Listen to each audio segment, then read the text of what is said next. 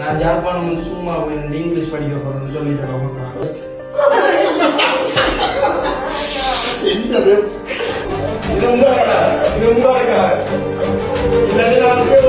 நான் வந்து 22 பட்ச் எக்ஸாமுக்கு ஒரு கொஞ்ச நாளைக்கு முன்னமே தெரிஞ்சிட்டு சரிப்பட்டு வராதுண்டு பயத்தில் எக்ஸாமுக்கே போயில்லை.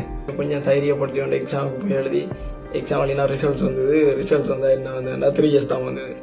வாரம் போகிறவங்க எல்லாம் கேட்டான் தம்பி என்ன ரிசல்ட்ஸ் 2 ரிசல்ட்ஸை சொல்ல ஒவ்வொரு அட்வைஸ் ஒவ்வொருதான் சொல்லுவான். ரிசல்ட்ஸ் வந்த கஷ்டம் ஒரு பக்கம், அதுக்கு இல்லை அவங்க சொல்கிற அட்வைஸ் ஒரு பக்கம். ஏஎல்ல ரிசல்ட் சொல்லுங்க காணாது கடைசி வரைக்கும் விரைவினம் வந்து நம்பிட்டு இருந்ததை விட்டுட்டு போயிட்டோம். தமிழ் சொந்தங்கள் எல்லாருக்கும் ஒரு வணக்கம்.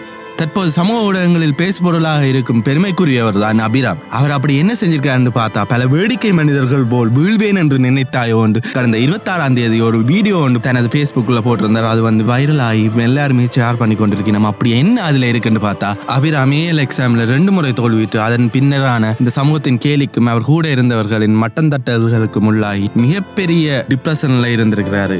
அதாவது எப்பயுமே தோல்வி அடைகிறவன் இந்த சமூகத்தின் பார்வையில் ஒரு கேலிப்பொருளாகத்தான் இருப்பான். அவன் வெற்றி பெறும் வரை அவனது கதை எல்லாருக்கும் புலம்பலாகத்தான் தெரியும். அவன் வென்ற பின் அதுவே வரலாறாக மாறும். சரி, அபிராம் என்ன செஞ்சிருக்காருன்னு பார்த்தா, ஏஎல் எக்ஸாம்ல 2 முறை ஃபெயில் ஆயிருக்கார். அதுக்கு பிறகு அவர் யாரெல்லாம் அவர் கூட இருப்பாங்கன்னு நினைச்சாரோ அவையெல்லாம் அவரை விட்டு விலகி இருக்கிறாங்க. அதை விட நிறைய பேர் கேலி கிண்டல் அட்வைஸ் பண்ற என்ற பேரில் அவரது மனசை மேலும் பாட்டி இருக்கிறார்கள். அப்படி இருந்தும் அவர் தன் முயற்சியை கைவிடாம இந்த சமூகம் அவரை எதனால் கேலி பண்ணியதோ அதை வைத்தே இந்த சமூகத்தில் முன்னுக்கு வந்து காட்டணும் நினைத்து இன்று இந்த சமூகத்தில் பேசுபொருளாக இருந்து கொண்டிருக்கிறார். இன்று அவரை கொண்டாடி கொண்டிருக்கும் இந்த சமூகம் 26ஆம் தேதி அவர் அந்த வீடியோவை ஃபேஸ்புக்கில் பதிவிடும் வரை அவரை ஒரு கேலி பொருளாகத்தான் பார்த்திருக்கும். ஏனென்றால் அதை அவரது இந்த வீடியோவிலும் அவருடைய அப்பா அம்மாவிடம் நான் ஏஎல் எக்ஸாம் எடுத்து டிஸ்ட்ரிக்ட் ஃபர்ஸ்ட் வந்தேன் என்று சொல்லும் போது அவரது அப்பா அம்மாவின் ஆனந்த கண்ணீரை பார்க்கும் போது தெரிகிறது இந்த சமூகம் அவர்களை எவ்வளவு கேலி பொருளாக பார்த்திருக்கும் என்பது.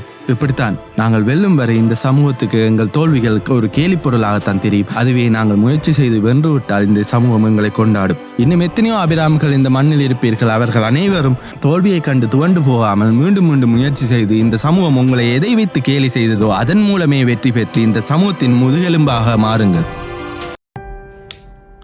அனைவருக்கும் வணக்கம். நான் இதுவரை இந்த லைஃப்பில் கடந்து வந்த சில பாதைகளை பற்றியும் இனிமேல் அதை பற்றி என்ன செய்ய போகிறேன்ற பற்றியும் ஒன்று சொல்ல போகிறேன். நான் வந்து 22 பட்ச் படித்து கொண்டிருக்கேன். ஏஎல் படிக்க பயாலஜி எடுத்தினான். எக்ஸாமுக்கு ஒரு கொஞ்ச நாளைக்கு முன்னமே தெரிஞ்சிட்டுது சரிப்பட்டு வராதுண்டு. அப்படியே ஒன்றா அட்மிஷனை போட்டால் பயத்தில் எக்ஸாமுக்கே போயில்லை.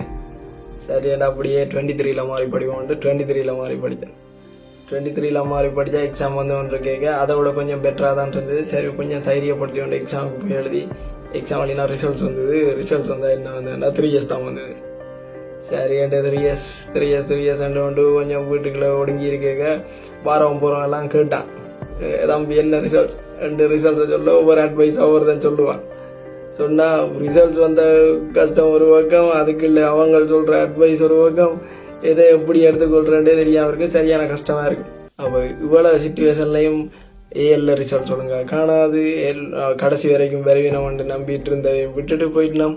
இப்போ எனக்கு வந்து ரெண்டு வழி இருக்குது. ஒன்று இவ்வளோதை என்னச்சு ஃபீல் பண்ணிட்டு லோவாக ஏதோ அவன் வாழ்ந்த மாதிரி வாழ்ந்துட்டு போகிறது உண்டு. இன்றைக்கு டேட் வந்து கூகுளில் அடிச்சிருக்கேன் பாருங்க, ஜூலை 16, 2024 டியூஸ்டே டேட். இந்த வருஷம் எக்ஸாம் இருந்தாலும் அடுத்த நவம்பர் 25 எக்ஸாம் தொடங்குது. இப்போ நான் டிசைட் பண்ணாலும் வெறும் 4 மாதம் தான் இருக்குது. இப்போ கொஞ்ச நாள் இன்ஜினியரிங் டெக்னாலஜி படித்து கொண்டு தான் இருக்கிறேன். எப்படி படிக்கிறேன்டா என் வீட்டை தெரியாது நான் படிக்கிறது. நான் வீட்டை என்னன்னு சொல்லி வச்சுருக்கிறேன்டா, நான் ஐஎல்டிஎஸ் படிச்சுட்டு வெளிநாட்டுக்கு போகிறேன். அதையும் வீட்டை நின்று அடிக்கடி வந்து போகிறது கிடைச்சல்.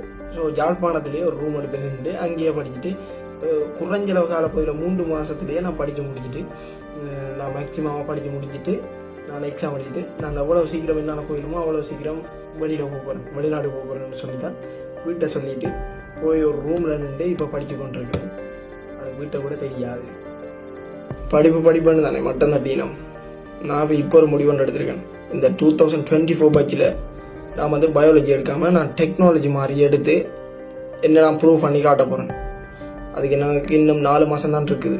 இருந்தாலும் பரவாயில்லை, 4 மாதத்தை நான் மேக்சிமமாக பயன்படுத்தி என்னனாலே ப்ரூவ் பண்ணி காட்ட போகிறேன். என்னால் அது செய்ய முடிஞ்சுது, அந்த கோலை நான் என்னால் அச்சீவ் பண்ண முடிஞ்சுதுண்டா அந்த ரிசல்ட்டோட சேர்த்து இந்த வீடியோவும் போஸ்ட் பண்ணுவேன். கண்டிப்பாக எனக்கு என்னெல்லாம் நம்பிக்கை இருக்குது. பார்ப்போம்.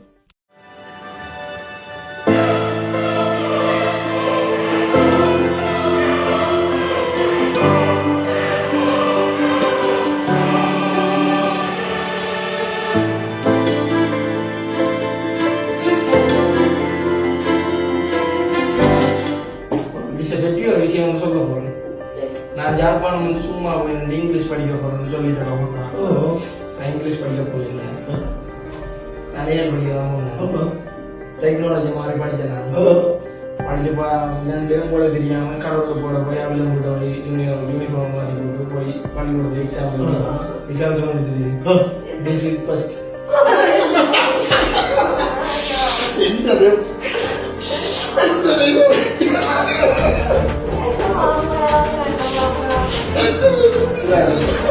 இதைத்தான் நான் சொல்றேன்.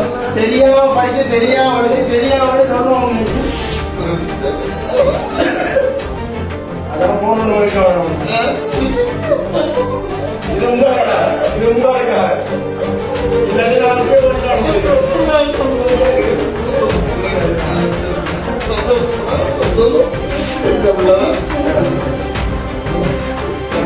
தெரியும். சந்தோஷம்.